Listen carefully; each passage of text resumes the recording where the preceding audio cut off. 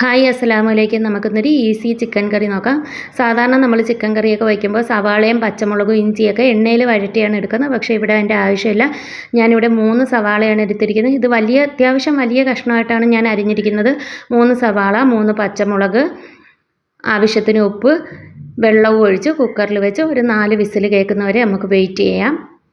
ഞാനിവിടെ 1 കിലോ ചിക്കനാണ് എടുത്തിരിക്കുന്നത്. ഒരു കടായി അടുപ്പിൽ വെച്ച് ആവശ്യത്തിന് വെളിച്ചെണ്ണ ഒഴിച്ച് 1 സ്പൂൺ മഞ്ഞൾപ്പൊടി, മുളക് പൊടി 1.5 സ്പൂൺ, മല്ലിപ്പൊടി 4 സ്പൂൺ, 1 ടേബിൾ സ്പൂൺ കുരുമുളക് പൊടി,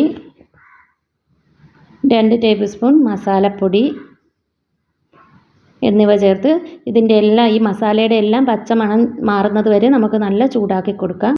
പച്ചമണം മാറുമ്പോഴത്തേക്ക് നമുക്കിതിൽ ആവശ്യത്തിന് കറിവേപ്പില ഇട്ട് കൊടുക്കാം. കറിവേപ്പില ഇട്ട് ഇതെല്ലാം തീ കുറച്ച് വെച്ചിട്ട് വേണം നല്ലവണ്ണം ചൂടാക്കി കൊടുത്ത് കഴുകി വൃത്തിയാക്കി വെച്ചിരിക്കുന്ന ചിക്കൻ ആഡ് ചെയ്ത് കൊടുക്കാം. ചിക്കനും മസാലയും നല്ലവണ്ണം മിക്സ് ചെയ്ത് കൊടുത്ത് ആവശ്യത്തിന് ഉപ്പിട്ട് 10 മിനിറ്റ് നമുക്ക് ചെറിയ തീയിൽ അടച്ച് വയ്ക്കാം. ഇതിനകത്ത് നമ്മൾ വേറെ വെള്ളം ചേർക്കേണ്ട കാര്യമില്ല. ചിക്കൻ്റെയും സവാളയുടെയും വെള്ളം തന്നെ ആവശ്യത്തിന് ഗ്രേവി ഉണ്ടാവും. 10 മിനിറ്റ് വെയിറ്റ് ചെയ്തതിന് ശേഷം ഇഞ്ചി വെളുത്തുള്ളി ചതച്ചതും ഒരു ചെറിയ തക്കാളിയും ചേർത്ത് നല്ലവണ്ണം ഇളക്കി കൊടുക്കാം.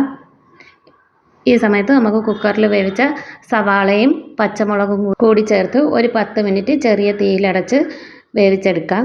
ചോറിൻ്റെ കൂടെയും ചപ്പാത്തിയുടെ കൂടെയൊക്കെ കഴിക്കാൻ പറ്റുന്ന സ്വാദിഷ്ടമായ ചിക്കൻ കറി ഇവിടെ റെഡിയാണ്. എല്ലാവരും ട്രൈ ചെയ്ത് നോക്കണം. മറ്റൊരു വീഡിയോയുമായി കാണുന്നവരെ അസ്സലാമു അലൈക്കും.